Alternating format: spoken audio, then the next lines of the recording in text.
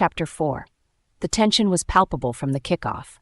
The Olympic Stadium was packed for this exceptional final in their home country. The supporters' cheers and chants echoed like continuous thunder. Léon felt the adrenaline coursing through his veins as he took his position on the field. From the first minutes, he realized the match would be much more difficult than he had anticipated. The Argentine team played with formidable fluidity. The ball seemed to glide between their feet as if they were born with it. Every pass, every move was executed with an almost artistic grace. In contrast, Léon struggled to find his rhythm. His passes were imprecise, too slow or too fast, intercepted by the opponents before reaching his teammates. The murmurs of frustration and disappointment among his teammates only amplified his discomfort. With every mistake, he felt the weight of critical looks, the unspoken words of those who counted on him. He tried to concentrate, but each missed pass sent him deeper into his doubts. The ball seemed slippery, difficult to control. He exhausted himself, running after his own mistakes, trying to recover intercepted passes, but each effort seemed to lead to a new failure. In the 40th minute, Léon attempted a deep pass to the striker, but the Argentine defender intercepted it with disconcerting ease. Léon dashed to retrieve the ball, but it was too late. The Argentine launched a swift counterattack. The field seemed to stretch out before Léon, each meter covered bringing him closer to the inevitable. The Argentines, relentless, advanced towards the goal. Léon, panting, tried to get back on defense, but his legs felt like lead. The ball flew, precise and fast, to the Argentine left winger, who, without hesitation, crossed to the striker. A powerful shot followed, and the French goalkeeper had no chance. The ball crossed the goal line, and the Argentine stadium exploded in cheers. Léon felt crushed. The score showed 1-0 for Argentina, and he felt the pressure mount another notch. His teammates looked at him, some with encouraging gazes, others with critical eyes. Frustration set in, and Léon felt increasingly isolated, each gesture becoming a mountain to climb.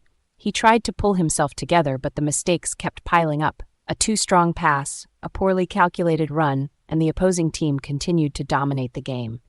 Every time he lost the ball, he saw the faces of his teammates twist in disappointment. Frustration was evident on their faces, and Léon felt the pressure weighing heavily on his shoulders. In the 45th minute, he finally recovered the ball in a moment of confusion in the Argentine defense. But as he tried to dribble, he lost control again, offering the opponent another opportunity. He heard the exasperated sighs behind him, each sound amplifying his sense of failure. Time seemed to stretch painfully. Every minute of this first half was a torment.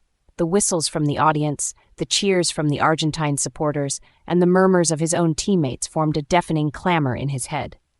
He knew that his mistakes were costly for the team. When the halftime whistle finally blew, Léon slowly made his way to the bench, his heart heavy and mind muddled. His teammates, tired and frustrated, sat in silence. The coach, jaw clenched, cast a reproachful look at Léon. He knew that if nothing changed, he risked being replaced. The specter of defeat loomed over him, threatening to crush any chance of redemption. Paul and Élodie, worried for their friend, approached, but their attempts at comfort seemed in vain. "Léon, you did your best," murmured Paul, but he knew these words were insufficient to ease Léon's doubts. Élodie, trying to hide her own worry, added, "We believe in you, Léon. You can do it." But even she, in her eyes, betrayed a hint of uncertainty.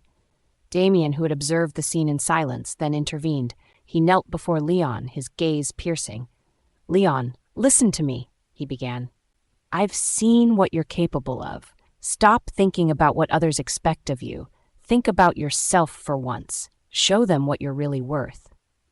Léon looked up at Damien, seeking a truth in his words that he had not yet realized. "But what if I make mistakes?" he asked, his voice trembling. "You already have, and you're still here," Damien replied with a reassuring smile. "Now show them who you really are. Be bold, be ambitious. This is your moment."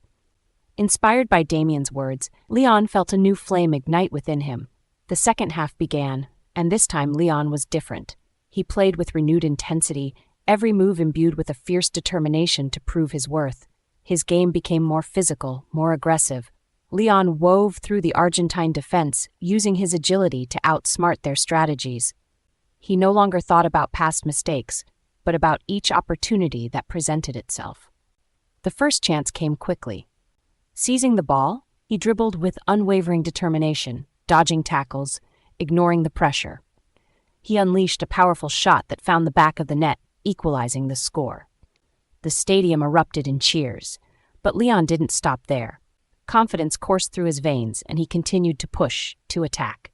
The minutes ticked by, and with them, the tension increased. Then, another opportunity presented itself. A perfect pass from the right winger, a lightning sprint, and Léon found himself facing the goalkeeper. He shot and scored, putting his team in the lead. At the final whistle, the score was 2-1 in favor of his team. Léon collapsed on his back, breathless, his eyes fixed on the sky. He felt tears of relief and joy stream down his temples. The images of the past 7 years flashed before his eyes. The letter inviting him to Palmaroux, meeting his friends, the encouragement from Director Dubois and Professor Roux, the battles against Pardon's policies, and most of all, Léa's face. He lay there, lost in his thoughts, until his teammates lifted him up, surrounding him in a collective embrace of victory. In the stands, he spotted Élodie, Paul, and Damien, dancing and singing, holding a tablet pointed towards him.